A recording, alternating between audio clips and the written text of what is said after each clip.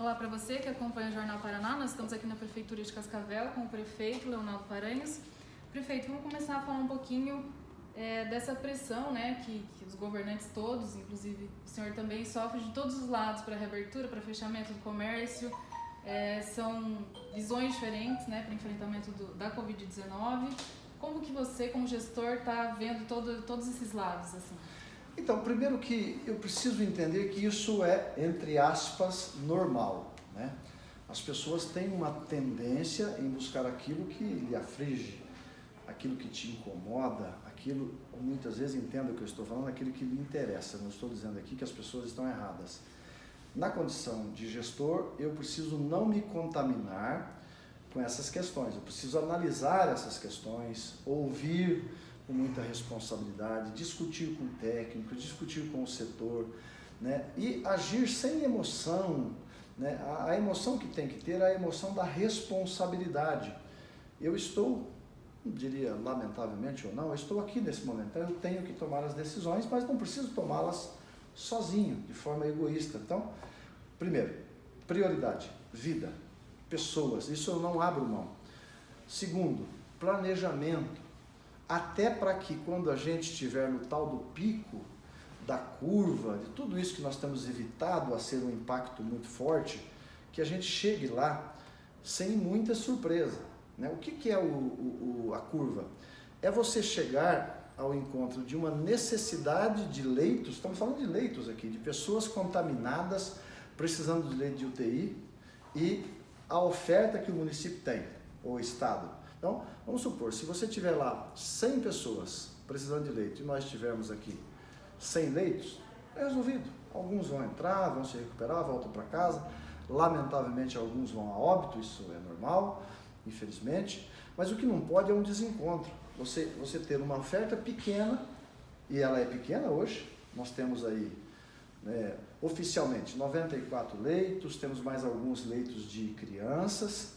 Temos os novos leitos do HU, que pode chegar até a 20, o nosso que vamos entregar na primeira semana de maio lá do Hospital Antigo Santa Catarina, aquele hospital que montamos no centro de evento que não tem ainda UTI, não tem respirador, estamos trabalhando isso. Ok, tudo isso, quanto que dá? Dá 150, 160. Primeiro que nós temos que ver e saber que eu não consigo fazer um decreto aqui, me perdoe aqui a brincadeira, um decreto dizendo o seguinte: ninguém mais pode ter outro tipo de doença, AVC, derrame, dengue também. Dengue. Então, eu não posso fazer isso. Então, quer dizer o quê? Que nós estamos tendo as pessoas, né, com alguns setores, por exemplo, o trauma caiu muito, graças a Deus, porque o toque de recolher diminuiu o número de acidentes de moto, tudo isso. Mas as outras patologias, elas continuam acontecendo. Isso não dá para dizer que a gente tem a competência para impedir. Isso acontece. Bom, então, o nosso desafio é esse. O outro desafio é o desafio e a responsabilidade de você entender que a cidade passa por dificuldade, o Brasil e o mundo, né? Ela vai passar com mais intensidade, menos intensidade, e depois vai continuar. Se vai continuar, nós precisamos ter expectativas, planejamento. O que estamos fazendo aqui? Olho, atenção, foco na saúde e grupos de trabalho. Para falar do quê? Já estamos entendendo e buscando quais foram os setores que mais estão perdendo e vão perder com isso. Identifica, coloca do lado. Obras. A prefeitura, como você me perguntou, e nós vamos entrar aqui no assunto, 80 milhões de obra. Mas você está tirando dinheiro da onde para pôr aqui? Dinheiro que nós já tínhamos buscado lá em 2017, 2018, convênios, projeto, estudo, tudo isso que fizemos, e agora é de fato entregar o início das obras, grandes obras. Isso é bom? Isso traz algum prejuízo aos outros setores? Não tem nada a ver, não dá para pegar esses empréstimos, essas parcerias que nós temos com fundo perdido, só do governo do estado, 15 milhões de fundo perdido para a saúde? Não, nesse caso para fazer obras. Então, eu não vou dizer, não quero esse dinheiro porque nós estamos em crise, pelo contrário, esse dinheiro é preciso. Eu que eu digo, o município, menos musculatura para ter dinheiro para essas coisas. Então, mais do que nunca, nós precisamos desses dinheiros do governo do estado, da Itaipu, do governo federal, até para nos desonerar e ter um pouco mais de musculatura na saúde. Falando em governo do estado, alguns estados, os governadores têm se posicionado um pouco mais, o exemplo de São Paulo, o João Dória, ele puxa para si a responsabilidade, você sente um pouco de falta disso no Paraná, ou você acha que o melhor caminho é cada município decidir por si só? Então, é tão difícil isso porque o gestor, você viu aí essa briga aí de presidente, ministro, né? Eu acho que se o gestor puder ajudar bastante a estrutura técnica e aparecer menos, é melhor. Se ele for para o foco, ele tem que ter muito equilíbrio. Ele não pode expressar o seu sentimento. Muitas vezes nós temos o nosso sentimento que ele às vezes não converge com os demais. E aí você tem que fazer um questionamento. Será que eu estou certo? Então, é melhor eu espelhar o meu sentimento que colhi aos setores e fazer aquilo que é de horizontal, né? Eu vou te dar um exemplo aqui. Se eu for para a televisão e falar assim, olha, as missas e os cultos estão suspensos, será que eu terei o mesmo reconhecimento que teria o Dom Mauro ao dizer para o povo da igreja, não vá para a missa? Então, você entendeu? É dividir responsabilidade, e é que nem os empresários ali falar para o empresário, está tudo fechado. Não é melhor o presidente da SIC, da MIC ir lá e dizer, olha gente, eu estou lá acompanhando, a gente tem que dar isso. Então, eu acho que nós temos que despirmos nós de muito holofote e, claro, quando é preciso você ir e tomar a decisão, não pode fugir, porque daí é a responsabilidade. Então, respondendo a sua pergunta, eu não sei medir isso, se tem um que está certo, outro que está errado. O que nós precisamos ter nesse momento é responsabilidade e foco. Às vezes o foco não é estar trazendo para si o problema, mas é estar dando sustentação. Aquele que está aparecendo menos, ele está sendo relapso, aí de fato está sendo muito ruim. É muito relativo, né? Muito relativo isso. Voltando a falar do enfrentamento, a gente teve aí 2 dias sem nenhum caso positivo registrado, que é, né, uma boa notícia, e aí um outro dia um apenas. É o reflexo lá do início do isolamento. Como que vocês já estão avaliando isso e vocês estão até a possibilidade de intercalar o fechamento de comércio, a abertura? Seria uma possibilidade para continuar mantendo esses números? Cláudia, exatamente isso, porque a gente precisa entender isso, entenda o que eu estou falando, você que está nos acompanhando aqui no portal, né, do Jornal Paraná. A gente não pode pegar números agora que são aparentemente bons e são, tem que fazer o seguinte, por quê? Todos nós já sabemos, pelo menos nós que estamos envolvidos, que o vírus ele entra e ele tem um prazo ali para ele se manifestar, passar por alguém. Então isso aqui é resultado de dias de trabalho, de isolamento. Nós chegamos a ter dentro de casa 230 mil pessoas num domingo. Nós tivemos uma média de 180 mil pessoas dentro de casa por mais de 15 dias. Foi ótimo, lembra aquelas cenas das avenidas vazias, chegava a ser triste, ao mesmo tempo felicidade, porque a gente estava cumprindo. Então, esses números de agora é colheita. Nós plantamos, cultivamos e colhemos. Daqui para frente, nós não podemos deixar a nossa colheita na chuva, porque nós vamos perder tudo que fez. Olha o trabalho que dá isso. Então, o que a gente tem aqui? Eu tenho um outro plano aqui, também resultado de muito trabalho, dedicação aqui e pesquisa, que é uma possibilidade de alternativa. Por que a alternativa de semanas, no meu conceito, eu não estou dizendo que vou aplicar isso sem a autorização da saúde, ela é importante, porque você tem a possibilidade de medir a semana que você ficou e a semana que você foi para a rua. Então, já está no nosso pilar, né, que isso aqui, a gente tem o pilar 1, 2 e 3, e aí a continuidade. Por que fala assim, mas onde vai encontrar com a curva? A gente precisa entender que em todos os países, normalmente são 90 dias, de início aí você tem o pico normalmente no meio do mês, ela começou em março, então você tem março, abril, maio. O mês de março é pico em algumas regiões, nós começamos um pouco mais tarde, né? Aliás, em alguns países começou mais cedo, então foi fevereiro, março foi o pico, abril. Então, esse meio aqui, por que é o meio? Porque isso é o tempo que o vírus vai buscando pessoas. E tem país que conseguiu se retrair mais, teve outros que ficou mais exposto, pode ver que os resultados estão aí. Então, essa proposta de alternativa é uma possibilidade de dar ao comércio a possibilidade de se manter com oxigênio trabalhando e ao mesmo tempo medindo, né, o índice da contaminação. Até porque ninguém sabe qual é o método correto de combater e o que fazer, né? É tentativa e erro em todos os lugares. Isso, Cláudio, não tem uma receita pronta, né? A gente precisa estar fazendo experiência. Ah, mas por que vocês não pegam lá então, em alguma cidade da China, algum lugar dos Estados Unidos, sei de onde, e aplica? Pode fazer. Agora, o resultado depende da disciplina, o que dá ali na frente. Então você pode fazer o mesmo modelo, e aí você pega o resultado e fala, mas por que adiantou, botei igual, não deu? Por quê? Porque a disciplina nesse período não foi talvez eficiente, ou foi mais eficiente, você colhe melhor. Você pega o sistema dos japoneses, oriental que chama, né? Os orientais, eles têm uma disciplina diferente da nossa. Eles se cumprimentam menos, eles usam máscara já no dia a dia, por causa da poluição. Uma questão cultural. Nós, os latinos, nós somos de... Lembra nos primeiros dias que a gente não conseguia ficar sem se cumprimentar? Né? O italiano, nas refeições, na gastronomia, eles falam muito e gritam. Não estou aqui fazendo crítica, mas é uma observação. Então, a gente tem comportamentos culturais diferentes um do outro. E aí se dá os resultados, né? Tem países que o Paraguai está jogando pesado, prendendo gente na rua, porque eles têm uma liberdade diferente da nossa, um pouco mais ainda do que a nossa. Então, a gente precisa estar testando as coisas, né, e aí colhendo os resultados. Às vezes é um pequenininho do resultado que você coloca lá no pacotinho do benefício, né?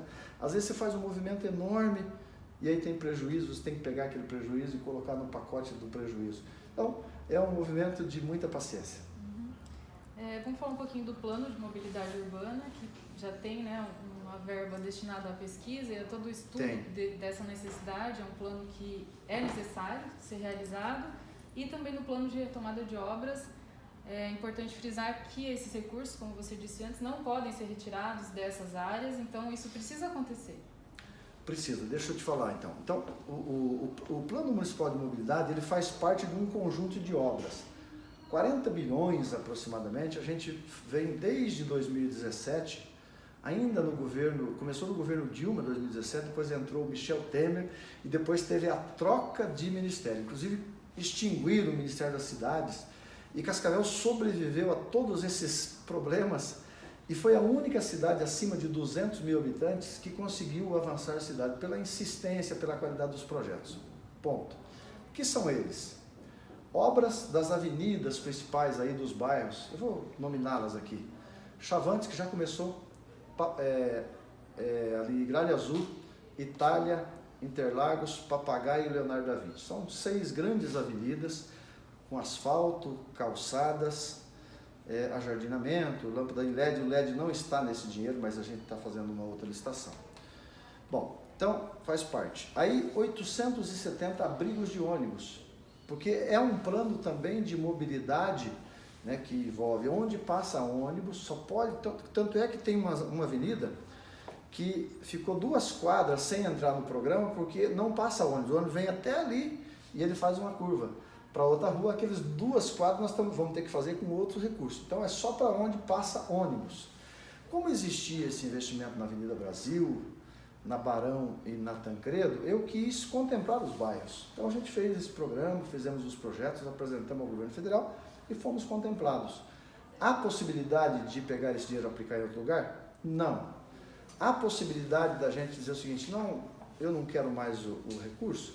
Seria um prejuízo para Cascavel, porque ele é um dinheiro também subsidiado dos juros, é a longo prazo, é de fato um dinheiro reservado para esse tipo de coisa. Então, ao contratar isso tudo, a exigência deles, do Ministério, é que nós tivéssemos um plano municipal de mobilidade. Já que você vai investir em mobilidade, você precisa ter um plano. Eu vim ver em Cascavel, 68 anos, Cascavel não tem um plano municipal de mobilidade, que as cidades acima de 200 mil habitantes têm que ter. Então a gente fez esse pacote de em torno de 40 bilhões de reais. Financiamento também, né? Financiamento, mas subsidiado, juro barato, né? muito aquém dos valores praticados do BID e outras questões. Bom, os outros 30 milhões de reais do Paraná Cidade. Para quê? Asfalto novo.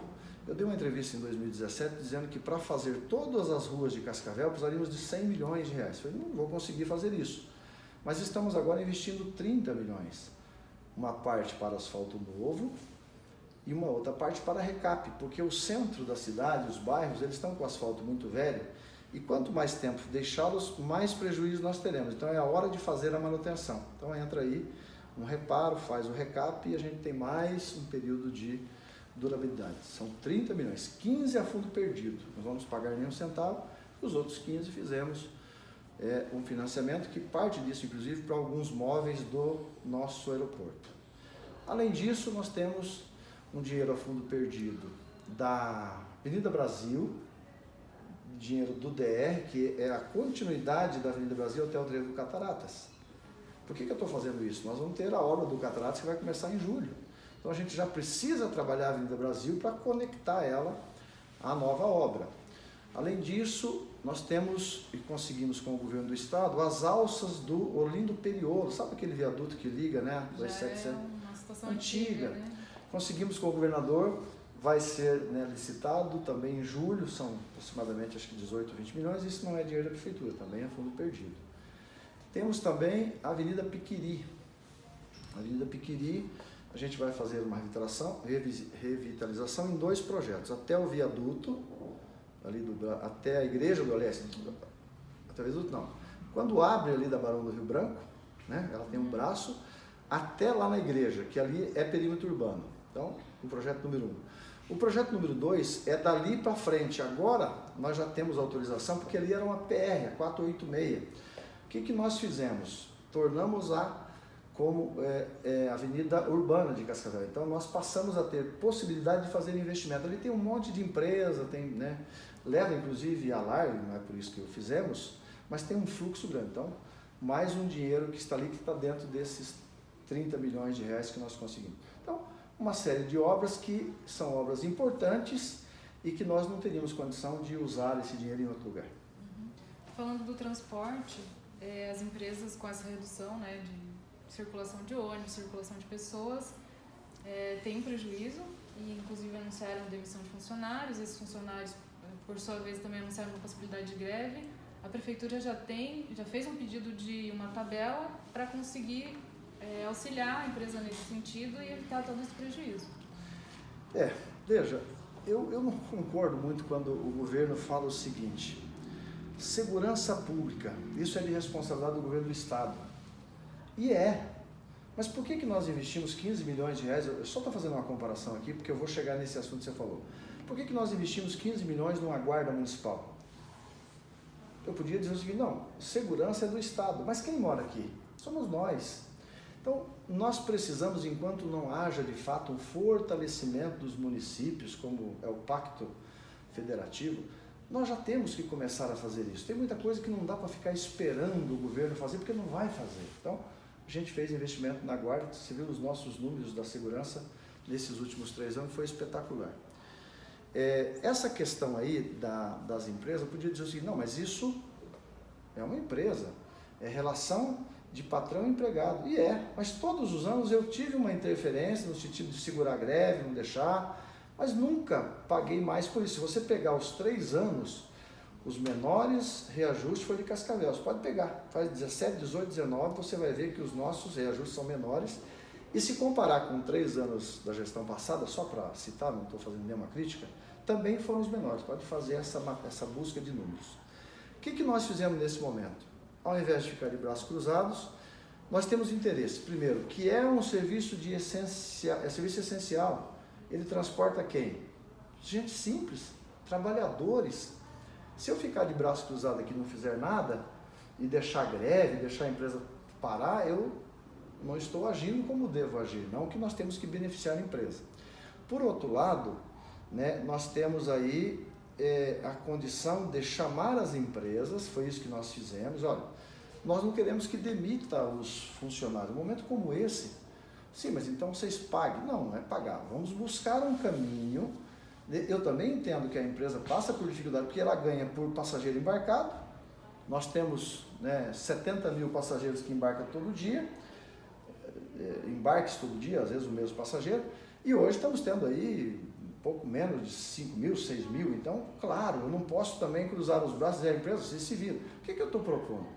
Vamos ver o que é, quantos passageiros vocês estão transportando, quantos ônibus estão usando, quantos combustíveis estão gastando, e a gente vai pagar por isso. Além disso, nós podemos propor, se nós precisarmos de mais demanda, talvez a prefeitura subsidiar um pouco, abrir mão do ISS, daquele percentual, comprar, se nós tivermos dinheiro, um pouco de vale para guardar aqui para nosso uso pessoal, como fez Foz do Iguaçu. O que eu estou propondo é isso. Eu como gestor, eu preciso dar uma resposta, né? Agora, claro, dentro de todos os critérios de transparência e jurídico que é possível. Você acha que essa possibilidade abre precedente para outros setores, outras empresas que também se sentiram prejudicadas nesse sentido, solicitarem essa ajuda também à prefeitura? Não, porque eu estou tratando de serviço essencial. Então, serviço essencial. Os que prestam serviço na educação. A gente já viu, já tem lei federal, nós pegamos acho que 30 ou 40 postos de trabalho do CMEI da escola, agora me foge aqui, e vamos levar para a saúde, porque a saúde nós estamos com menos pessoas, o grupo de idade estão em casa, então nós temos com serviço. Então, você pega essas pessoas que estão ganhando, nós estamos pagando e leva para trabalhar, eles não são servidores, são funcionários da empresa.